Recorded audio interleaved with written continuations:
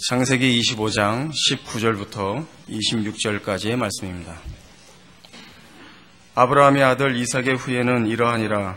아브라함이 이삭을 낳았고 이삭은 40세에 리브가를 취하여 아내를 삼았으니 리브가는 밧단 아람 족속 중 부두엘의 딸이요 아람 족속 중 라반의 누이였더라. 이삭이 그 아내가 잉태하지 못하므로 그를 위하여 여호와께 간구하매 여호와께서 그 간구를 들으셨으므로 그 아내 리브가가 잉태하였더니 아이들이 그의 태 속에서 서로 싸우는지라. 그가 가로되 이 같으면 내가 어찌할꼬 하고 가서 여호와께 묻자온대 여호와께서 그에게 이르시되 두 국민이 내 태중에 있구나. 두 민족이 내 복중에서부터 나누이리라. 이 족속이 저 족속보다 강하겠고 큰 자는 어린 자를 섬기리라 하셨더라. 그 해산 기한이 찬즉 태에 쌍둥이가 있었는데 먼저 나온 자는 붉고 전신이 가독 같아서 이름을 에서라 하였고 후에 나온 아우는 손으로 에서의 발꿈치를 잡았으므로 그 이름을 야곱이라 하였으며 리브가가 그들을 낳을 때에 이삭이 60세였더라. 오늘 창세기 25장 19절 이하의 말씀에는 야곱의 탄생이 기록되어 있습니다. 이 야곱의 탄생 기사 속에는 우리가 믿는 기독교 신앙의 가장 근본적이고 중요한 내용들이 여기에 야곱의 출생 사건에 포함되어서 강조되어 우리 모두의 신앙의 근거를 확보함과 이해하는데 좋은 도움이 될 줄로 압니다. 야곱의 탄생에는 몇 가지 특별한 기억해야 할 사건들이 있는데 우선 리브가가 애를 못 낳는 사람이었다 하는 것입니다. 그리고 그 태중에서 형제가 싸웠다 하는 것이요. 하나님께서는 태어나기 전에 야곱을 택하여 큰 자가 어린 자를 섬기리라 라고 말씀하셨다는 이 세 가지 중요한 내용이 있습니다. 성경에서 이 애를 못 낳는 이 일은 중요한 그 주제 중에 하나입니다. 사라가 아이를 못 낳아서 나중에야 아브라함이 100세 되어서야 이삭을 낳는 사건부터 시작해서 야곱이 사랑했던 그의 아내 중에 라헬이 또 애를 못 낳아서 나중에야 늦게 애를 낳는 기록이 있습니다. 후에는 그 사무엘을 낳는 한나가 애를 못 낳다가 기도하여 어렵게 사무엘을 얻는 장면도 성경에 기록되어 있습니다. 이런 그 불임에 관한 성경의 기록들은 하나님께서 아브라함에게 하신 축복이 말하자면 아브라함에게 축복해서 아브라함이 무엇을 하든지 거기에 복을 주신다 하는 개념을 더 넘어가 하나님이 복을 약속하셨으면 그 복의 내용과 결과를 하나님이 직접 관장하신다 라는 걸 가르치는 것입니다. 그러니까 다시 말해서 우리가 복을 받아서 형통해지면 무엇을 하든지 소원대로 되는 것이 아니라 우리가 복을 받으면 하나님이 내 복과 내 운명을 관리하신다는 뜻입니다. 그 관리 속에는 위기라는 게 있습니다. 그러니까 애를 못 낳는 위기. 이건 여인들에겐 큰 위기요. 우리 현실적으로 무슨 난관에 봉착하고 건강을 잃고 하는 것들이 다 위기일 수 있습니다만은 그것이 하나님께서 약속하신 복을 방해하지 못한다. 그리고 하나님의 복은 우리가 하는 일을 형통하게 하는 것이 아니라 하나님이 복을 정하시고 하나님이 직접 만드신다는 걸 가르쳐서 현실적으로 우리가 지금 가지고 있는 우리의 조건과 상태를 점검해서 여러분이 낙심할 만한 현실적인 것이 어떤 것도 그것이 위기일 수도 난관일 수도 절망일 수도 없다 이렇게 가르치는 셈입니다.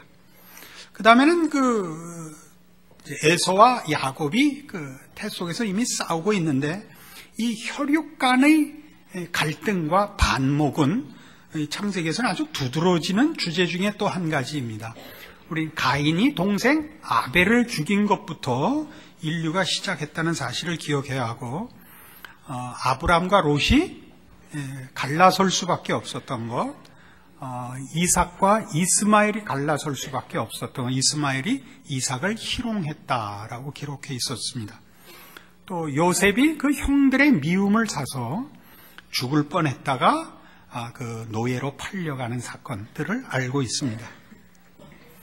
이런 일들은 다 하나님의 나라와 이 세상 나라가 반목하고 있는 것을 가르치고, 하나님의 나라에 속해 있다고 현실적으로 다 우리가 원하는 형통함이 있는 것이 아니라 세상으로부터의 공격과 그래서 고난이 있는 것을 성경이 증언하고, 그럼에도 불구하고 하나님 나라만이 승리하며 거기에 속한 백성들이 복을 받는다 하는 것을 가르칩니다.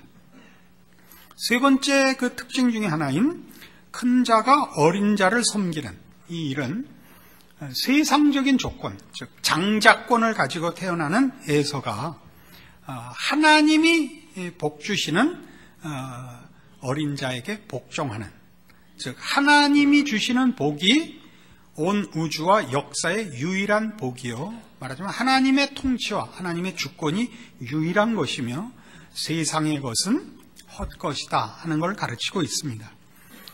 이러한 일들은 지금 아브라함을 세워서 우리에게 가르치는 하나님이 타락한 인류, 그래서 멸망을 자초한 인류, 심판밖에 남지 않은 인류에게 하나님이 구원을 베푸시되, 그 구원이 세상을 회복시켜서 주는 구원이 아니고 하나님이 그의 백성을 불러 그의 백성들에게 하나님의 것으로 채우사 주시는 복이요 구원이라는 걸 가르칩니다. 좋으십니까? 이건 전혀 다른 문제입니다. 그러니까 기독교 신앙을 가지며 그래서 약속된 복을 기대할 때에 우리가 하나님께 속하였고 하나님의 약속을 갖고 있는 믿음의 백성으로서 현실적인 세상과의 갈등이나 또는 세상적인 가치로의 나의 조건과 그때의 환경에 열악한 것으로 인하여 당하는 모든 우려와 걱정들은 기독교가 얘기하는, 성경이 얘기하는 복과 하나님의 복 주시는 인도에 대하여 근본적으로 오해한 탓이다, 이런 얘기가 됩니다. 이러시면 안 됩니다. 표정이 나쁘십니다. 그래서 이 문제가 지금 어떻게 내려오냐 하면, 그 후에 지금 야곱에 관한 이 얘기, 출생 기사가 있고 바로 이 얘기로 연결됩니다. 27절 장자권 얘기로 연결이 되는데, 그 아이들이 장성함에 에서는 익숙한 사냥꾼인 거로 들사람이 되고 야곱은 조용한 사람인 거로 장막에 거하니, 이삭은 에서의 사냥한 고기를 좋아함으로 그를 사랑하고 리브가는 야곱을 사랑하였더라. 야곱이 죽을 쑤었더니 에서가 들에서부터 돌아와서 심히 곤비하여 야곱에게 이르되 내가 곤비하니 그 붉은 것을 나로 먹게 하라 한지라. 그러므로 에서의 별명은 에돔이더라.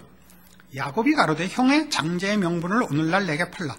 에서가 가로되 내가 죽게 되었으니 이 장자의 명분이 내게 무엇이 유익하리요. 야곱이 가로되 오늘 내게 맹세하라. 에서가 맹세하고 장자의 명분을 야곱에게 판지라. 야곱이 떡과 팥죽을 에서에게 주며 에서가 먹으며 마시고 일어나서 갔으니 에서가 장자의 명분을 경홀히 여김이었더라 하는 사건이 기록됩니다. 여기서 장자권이라는 건 말하자면 지금 아브라함의 축복된 가계를 잇는 권리를 말하고, 그것은 하나님의 복을 필요로 하고 소원한다는 뜻을 가집니다. 그러니까 야곱은 하나님의 복주심과 하나님께 속하는 것을 소원하고 있고, 에서는 그것을 경홀히 여겼다고 되어 있습니다.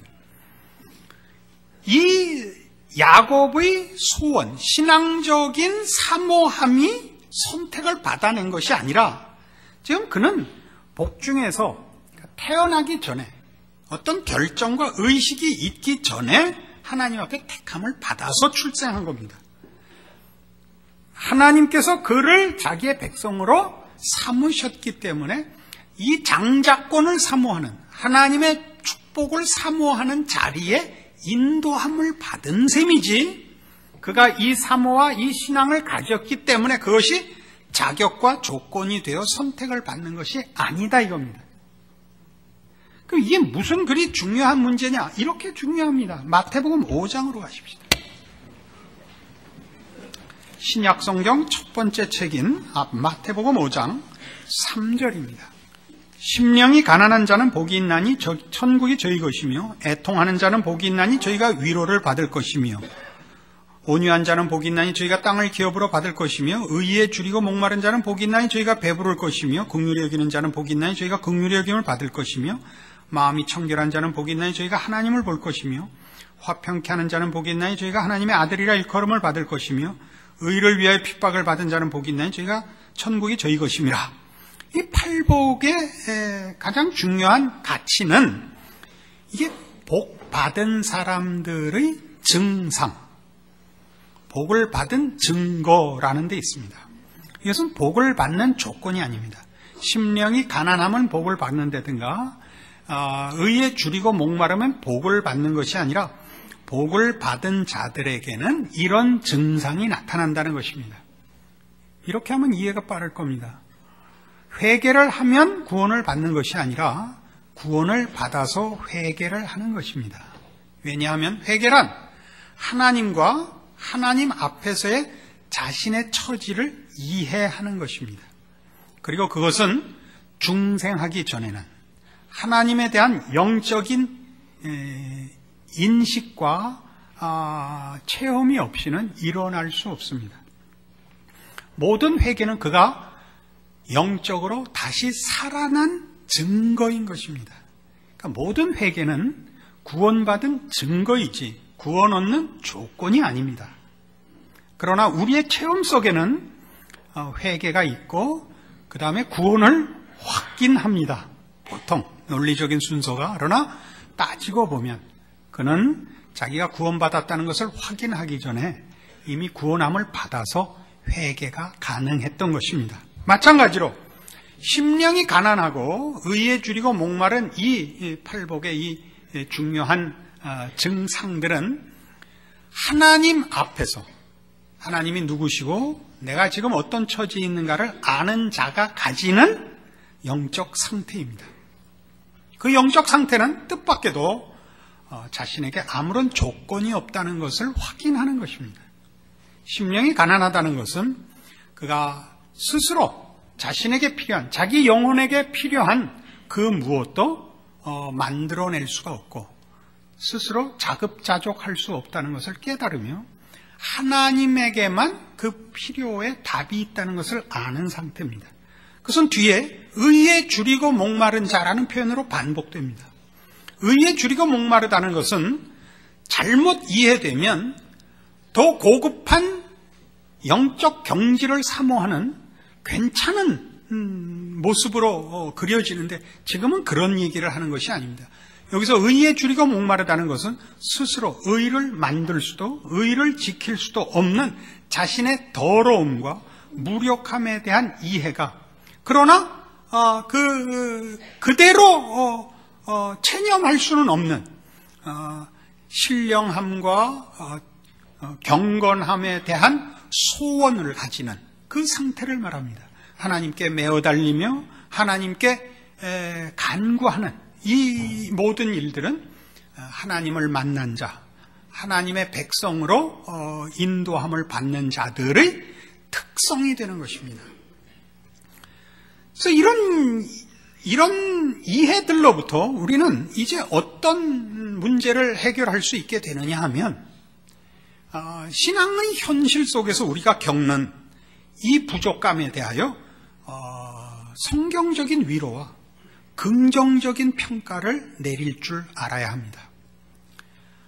신앙은 분명히 더 높은 경지로, 더 깊은 경지로의 그 전진과 성취를 요구받습니다. 하나님께서 우리에게 은혜로 허락하신 구원들, 그 크신 사랑으로 불러내신 하나님의 백성된 이 신부는 예수 그리스도의 충만함까지 가도록 요구받는 자리입니다. 우리는 당연히 경건을 연습해야 하고 자기를 복종케 해야 하며 세상 것들을 버리고 새 사람을 입는 신자로서의 싸움을 당연히 해야 합니다. 그러나 이 싸움을 우리는 좀 더 정리해서 이해할 필요가 있습니다. 이 싸움에서의 실패가 근본적인 신분과 운명의 실패가 아니라는 것을 분명히 해야 합니다. 우리가 이 싸움의 요구를 받고 이 싸움을 시작하고 있는 것은 구원받았기 때문입니다. 그래야 이제 완성으로 가는 싸움을 하고 있는 것입니다. 이미 복받은 위에 있고 우리가 장자권을 가지고 싸우는 것은 그 장자권을 빼앗아야 자격이 생기기 때문이 아니라 구원을 얻었기 때문에 소원하는 우리의 특성이 된 것입니다. 그러나 우리는 이 문제에 실패했을 때 근본적인 절망으로 가는 오해가 있습니다. 지난 20여 년 동안 한국 교회를 주도한 신앙적인 특성은 아마 복음주의였을 것입니다. 지금 제가 얘기하는 복음주의는 여러 성격이 있기 때문에 이 표현 속에 다 설명을 할 수는 없고 그 중에 특별히 구원에 관하여 치중하는 복음주의를 말합니다. 이런 구원을 강조하며 구원에 더 많은 비중을 두는 복음주의적 성격이 한국교회를 지난 20여 년 동안 주도해 왔습니다. 우리는 많은 사람들을 구원에 이르게 했고 교회의 부흥과 발전을 체험했습니다. 참으로 하나님께서 한국교회에 주신 큰 복이며 선물이며 감사할 일입니다. 근데 이 구원에 치중하는 이 복음주의에서 조금만 더 밀고 들어가면 구원파가 됩니다. 구원파적으로 신앙을 이해하는 것은 매우 위험합니다. 여기서 말하는 구원파적이라 하는 것은 십자가 사건이 신자에게 일어날 수 있는 모든 것, 구원 속에 그 약속과 운명과 그리고 신자들이 궁극적으로 가질 모든 복들이 그 순간에 다 현실적으로 허락됐다고 믿는 것을 구원파라고 합니다. 우리는 여기서 말하는 우리는 보다 균형 잡힌 교리를 말하는 것입니다. 우리는 십자가에서 우리의 운명과 약속이 성취되었으나 그 완성까지 기간이 남았다고 믿습니다. 우리에게 허락된 구원은 흔들림이 없고 취소됨이 없지만 구원이 가지는 궁극적인 목표, 영화에 이르기 위하여, 완성에 이르기 위하여 성화라는 과정을 갖는다고 믿습니다.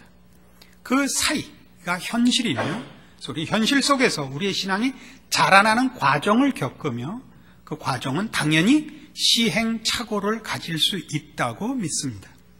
그러나 구원파적으로 이해를 하면 예수님께서 십자가에 죽으실 때 우리의 모든 것, 죄로 인한 모든 것을 다 해결하셨다고 믿고 그런 차원에서 구원의 확실성과 함께 정신적, 영적, 육체적 아무런 남겨진 부분이 없다고 믿습니다. 그러니까 병도 들지 않고 우울증에도 걸리지 않으며 마음에 한 점 의심이나 갈등 없이 늘 행복한 신앙생활을 할 수 있다고 믿습니다. 그러면 저는 구원 못 받은 사람이 됩니다. 제가 겪는 신자의 현실은 갈등의 나날들입니다.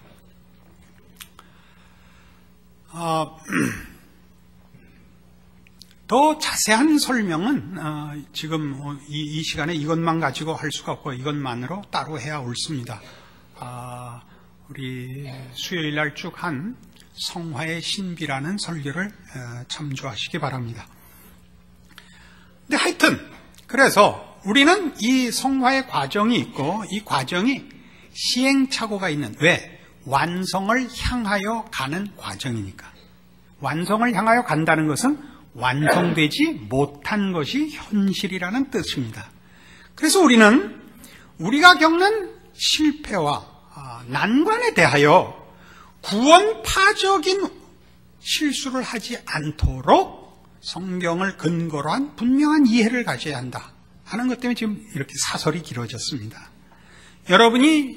여러분에게 요구하는 신앙적인 목표나 기준만 못한 것은 여러분이 여러분을 더 분발케 하며 더 신앙적인 열심을 내게 하는 것으로는 정당한 것이며 당연히 해야 될 책임이지만 그것이 행여라도 여러분을 절망케 하여 나는 아닌 게 비요 라고 생각하셔서는 안 된다 이 말입니다.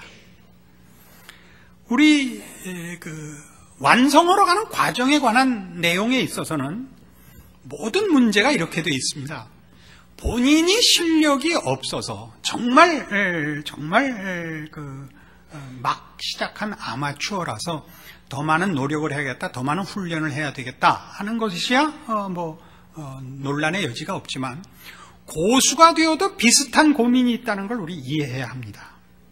여러분, 모든 일에 있어서 어떤 일에나 전문적인 실력을 요구받고 있는데 우린 전문적인 실력이 있는 사람을 프로라고 하고 실력이 그렇지 못한 사람을 아마추어라고 합니다. 테니스를 예로 들어봅시다. 제가 테니스를 꽤 좋아하는 고급 아마추어입니다. 아마추어라고 한 이상은 겸손을 떤 겁니다. 고급이라는 단어는 썼지만. 그러면 이제 테니스를 치는 사람끼리 만나서 얘기를 해보면 하수는 예외 없이 자기가 잘한 것을 나열하고 고수는 예외 없이 자기의 못한 것을 나열합니다. 우리 이번에 수능 시험을 엊그제 봤는데 시험 보고 와서 애가 잘 봤다 그러면 걱정하셔야 됩니다. 애가 못 봤다 그러면 안심하셔도 됩니다. 우리 학교 다니면서 늘 경험했듯이 망쳤다는 놈이 잘 봤다는 놈보다 언제나 성적이 2배로 좋습니다. 그죠? 잘 봤다는 사람은 이름밖에 못 쓸 줄 알았는데 알쏭달쏭한 게 있어서 혹 맞을지도 모르는 걸 2개 썼다 이거고, 망쳤다는 이 나쁜 놈들은 다 써도 시원치 않은데, 다 맞아도 시원치 않은데 하나가 이상했다 이겁니다. 그죠? 이게 고수와 하수의 차이입니다. 어느 분야에 있어서나 고수가 되면 될수록 자기의 약점이 두드러져 보입니다. 본인에게. 잘한 것은 본전이 되고 못하는 것만 자꾸 마음에 남습니다. 하수일 때는 다 못하니까 하나 잘한 게 신통한 겁니다. 돌아다니면서 밤낮 그 얘기하죠. 그거 지난번에 내가 매치 포인트에서 어떻게 앞에 온 그 결정타를 라켓을 던져 상대방 이마를 명중시켜서 이겼는가. 이 자랑이 늘 이겁니다. 평생 이거 하나죠. 난 못한 사람은 이겼는데 그걸 그 전에 끊었어야 되는데 병신같이 쳐서 받는 바람에 쫓아가서 다시 넘겨갖고야 이길 수 있어. 나는 왜 이렇게 병신일까? 꼭 이렇게 자책을 하거든요. 여러분 신앙을 보세요. 여러분의 자책은 어느 것인가? 물론 대부분은 아예 시작도 안 하고 노력도 안 한 것일 수 있습니다. 그러나 따지고 보면 우리는 우리 생각보다 훨씬 괜찮습니다. 왜요? 그 바둑을 두는 사람들은 어느 분야에서나 마찬가지로 거기도 전문가가 되는 것이 모든 아마추어의 꿈입니다. 우리나라 바둑은 굉장히 세서 세계 최강입니다. 그리고 한국이 배출한 세계적인 인물 중에 역사상 최고의 위인은 이창호 국수입니다. 그렇게 정말 전 세계를 완벽하게 제패한 사람은 없습니다. 광개토대왕도 만주밖에 못 먹었는데 이창호는 중국을 홀딱 먹고도 중국 모든 팬들에게 최고의 그 사랑을 받고 있습니다. 대단한 사람입니다. 프로가 되기 전은 급입니다. 그러니까 아마추어의 최고의 급은 1급입니다. 프로가 돼야 이제 단이 됩니다. 1단, 2단, 3단, 4단, 5단, 6단, 7단, 8단, 9단까지 있습니다. 1단은 초단이라고도 합니다. 이 프로가 되는 것은 굉장히 어려워서 예를 들면 절간에 조용히 와서 열심히 공부하는 업종에 두 종류밖에 없답니다. 하나는 사법고시를 준비하는 사람들과 전문기사가 되려는 바둑쟁이들만 옵니다. 그 외에는 그만큼 열심히 하질 않습니다. 프로가 되면 정말 대단한 것입니다. 그때부터 명칭이 누구나 프로는 사범이라고 부릅니다. 무슨 사범 이렇게 부르죠. 그런데 이 초단은 별명이 수졸입니다. 지킬 수자에 졸렬할 졸자입니다. 졸렬하게 지키기 바쁘다 그런 뜻입니다. 우리 신자들의 신앙과 비교하면 성수주일하기 바쁘다, 주일 지키기 바쁘다 정도 됩니다. 그러니까 주일을 지키면 프로인 겁니다. 아멘이 옳시다. 센 겁니다. 프로입니다. 아마추어는요, 어느 분야에서나 똑같지만 주일을, 교회를 가야 되는데 그러고 안 오는 왼수들입니다. 그건 평생 아마추어입니다. 여러분은 프로입니다. 혹 이렇게 자책하는 분들이 있을 겁니다. 가면 뭐야 하나도 못 알아듣는데 오는 건 센 겁니다. 알아들으면 재미나 있어서 오지, 알아듣지도 못하는 걸 오는 거는 보통 신앙이 아닙니다. 제가 특초단으로 임명합니다. 2단이 되면 약우라고 합니다. 우리가 이해하기 좋게 하자면 민하게 군다라는 뜻입니다. 교회 생활이 조금 익숙해지면 이래야 되는데 저래야 되는데 민하게 굴기 시작합니다. 2단입니다. 2단. 3단을 투력, 힘을 좀 쓴다고 합니다. 그러니까 봉사하는 겁니다. 성가대원들 투력. 3단. 안내한다. 3단. 앞으로는 그렇게 부를까요? 4단이 되면 별명이 소교, 작은 꾀를 쓴다, 깜찍하게 군다 그런 뜻입니다. 다 좀 약간 재미있게 한 별명입니다. 5단이 돼야 용지, 머리를 쓴다 그래요. 지혜를 운영할 줄 안다. 6단이 되면 통유, 은은해진다. 그러니까 교회 안에도 가만히 있어 이러는 6단짜리들이 많이 있습니다. 센 겁니다. 이러면 안 돼. 이거 2단. 가만히 있어. 6단. 7단은 저도 신학을 해야 됩니다. 왜요? 구체. 이제야 체계가 잡혔다. 7단. 8단. 좌조. 앉아서 다 본다. 세죠? 지금 이거예요. 앉아서 다 본다. 8단.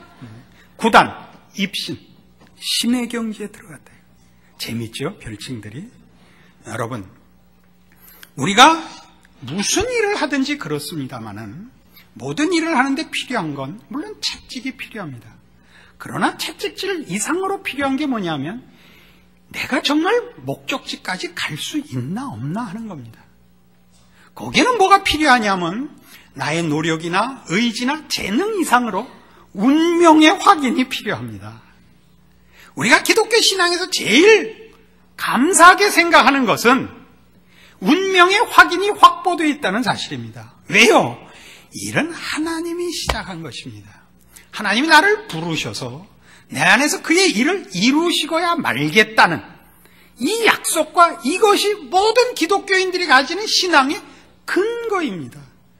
내 꼬라지, 내 재능, 내 성격, 내 성품은 조건이 아닙니다. 그렇지 않습니까? 내가 가지는 것은 오히려 우리가 야곱에서 본 바와 같이 세상적인 기준으로 볼 때 오히려 이 완성에 부족하고 반대되고 모자라는 것일 수도 있습니다.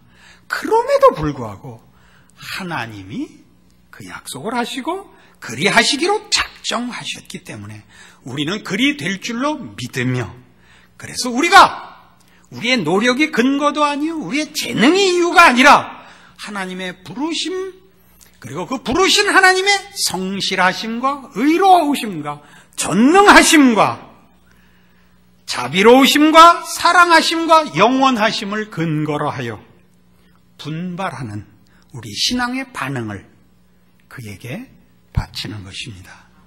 여러분 모두의 인생이 이 복 안에 있음을 확인하는 믿음의 확인과 소망과 담력이 있기를 원합니다. 기도하십시다. 하나님 아버지 은혜를 감사합니다. 하나님은 우리 아버지시요 온 우주를 지으시고 역사를 주관하시며 우리를 사랑하시고 복된 것으로 약속하시고 이루시는 우리 아버지십니다. 누가 우리 주 예수 안에 있는 하나님의 사랑에서 우리를 끊겠습니까? 하나님을 막을 자 없고 우리의 승리와 우리의 자랑을 막을 자 없음을 믿습니다. 우리가 우리를 속이고 세상이 우리를 반대하더라도 하나님을 막을 수 없으니 우리가 가진 믿음, 우리에게 허락된 약속, 소망과 믿음 가운데서 지켜 우리 하나님 허락하신 복을 누리는 우리 인생이 될 것을 약속합니다. 우리의 평생에 우리의 못난 것과 세상의 어려움을 당할 때 더욱 무에서 유를 창조하시고 없는 것을 있는 것 같이 부르시는 우리 하나님의 약속과 신실하심을 근거로 한 믿음의 승리를 약속하오니 주께서 기뻐 받으시고 주의 약속으로 우리를 인도하시고 승리하는 인생 누리게 하여 주시옵소서. 예수님 이름으로 기도합니다. 아멘.